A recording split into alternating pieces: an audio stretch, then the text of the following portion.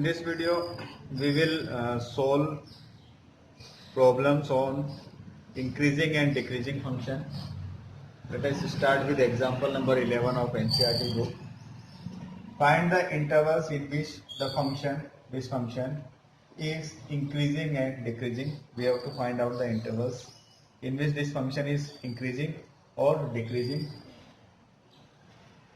We take the function fx is equal to 4x cube minus 6x square minus 72x plus 30.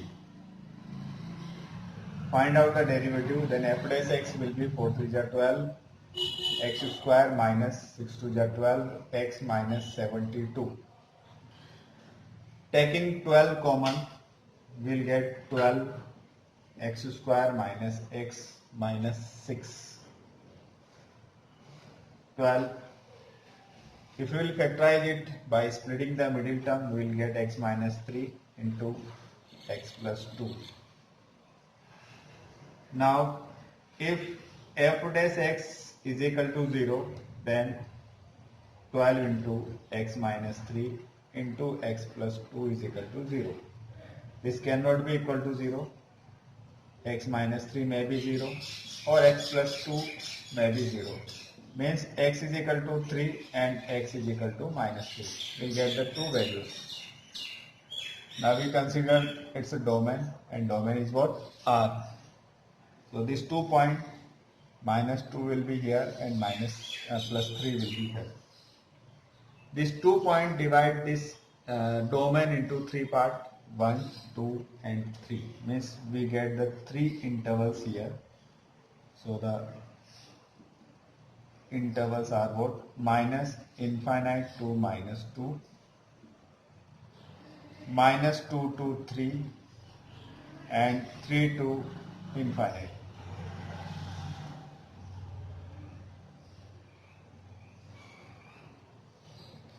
Sign of f dash x and nature of function.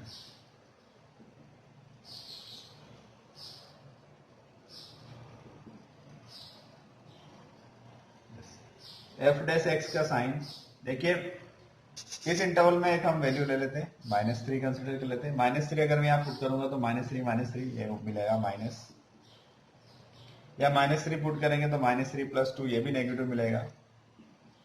और negative negative क्या होता है? Positive. Means ये क्या होगा? Greater than 0. 2 2 3, अब 2 2 3 में 0 आ रहा है, हम 0 कंसिडर कर लेते हैं. 0 अगर यहाँ पुट करते तो 0 माइनस 3 माइनस होगा. हमें कोई भी एक वैल्यू लेके ये पता कर लेना. 0 यहाँ पुट करेंगे तो 0 प्लस 2 पॉजिटिव आएगा. ठीक है, नेगेटिव पॉजिटिव नेगेटिव होता है, तो ये क्या होगा? नेगेटिव क्या होगा? Less than 0. 3 टू इनफाइनाइट, 3 से इनफाइनाइट तक आप एक वैल्यू ले लें, 4 ले लें, तो 4 minus 3 it is positive. 4 plus 2 6 it is also positive. तो positive to positive is what? Positive. Okay, so here f dash x, the sign of f dash x is greater than 0, means in this interval function is increasing. Here f dash x is less than 0, so in this interval function is decreasing. Here f dash x is greater than 0, means function is increasing. Next example is example number 12. Find the interval in which the function sin 3x. This function is increasing or decreasing. In which interval it is increasing or decreasing? So first of all we will find out the derivative of this function. Fx is equal to sin 3x. So f dash x will be what? Cos 3x, and the derivative of 3x is 3. So it is 3 into cos 3x. Now if f dash x is equal to 0, अगर f dash x जो है वो 0 हो गया, तो f dash x क्या है हमारे पास? 3 cos 3x is equal to 0. Means what? Cos 3x is equal to 0. And the value of cos is 0. When the value of cos is 0. cos की वैल्यू कब जीरो होगी, पाई बाय 2 पे होगी। पाई by 2 के बाद next pi plus pi by 2 पे होगी, 3 पाई by 2 पे होगी।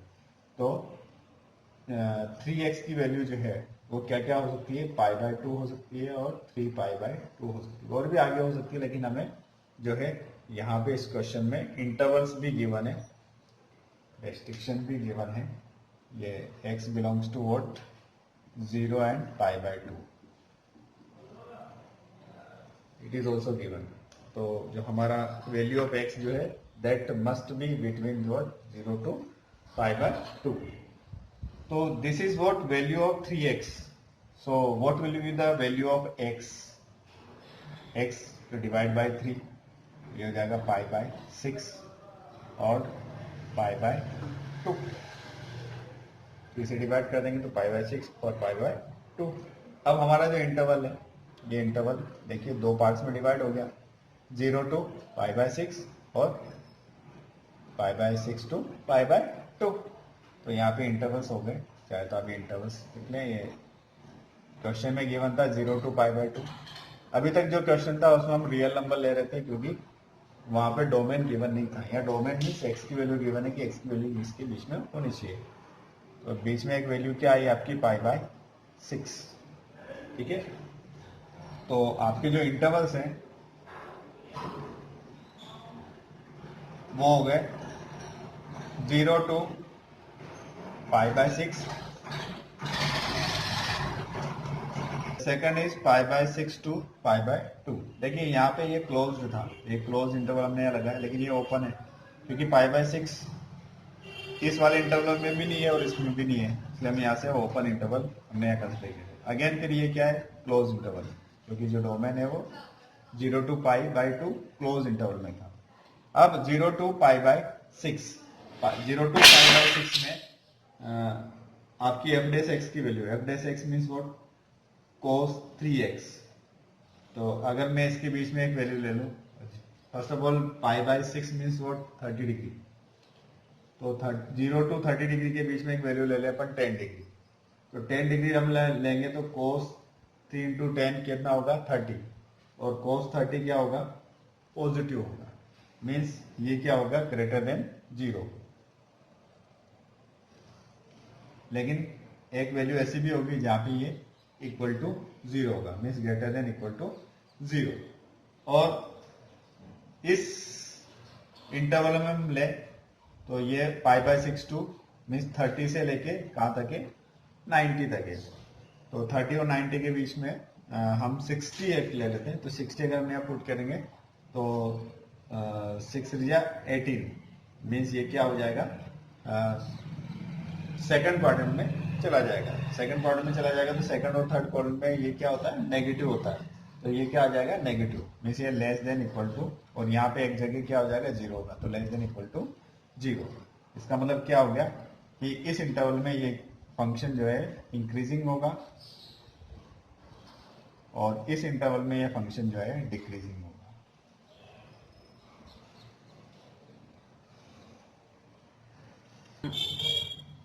Next example, example number 13। Function is fx is equal to sin x plus cos x and the domain is 0 to 2 pi.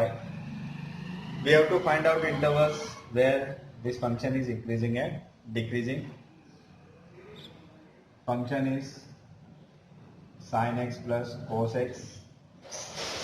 Find out the derivative of f dash x will be cos x minus sin x.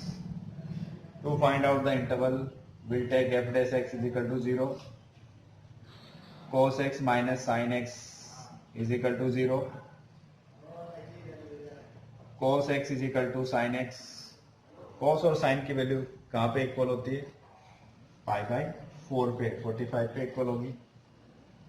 इसके बाद फिर pi plus pi by 4, 5 pi by 4 पे equal होगी, ठीक है। Interval हमारा 0 to 2 पाई है, तो यहाँ पे ये हमें चाहिए।